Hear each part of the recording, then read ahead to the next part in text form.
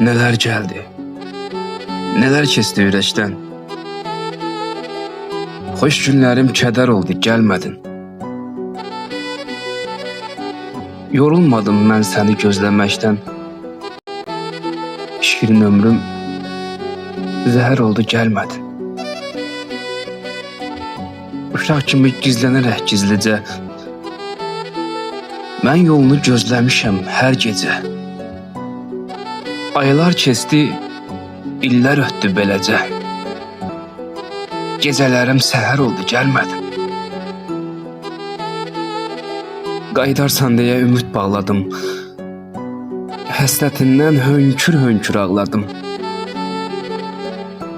Dolub daşan çaylar kimi çağladım. Göz yaşlarım xəzər oldu, gəlmədin. Bəsdir daha, yatma oyan sevgilim. Bu dünyadan vaxtsız doyan sevgilim. Gözlərimi yolda qoyan sevgilim. Zaman ömrüm hədər oldu, gəlmədin. Zaman ömrüm hədər oldu, gəlmədin.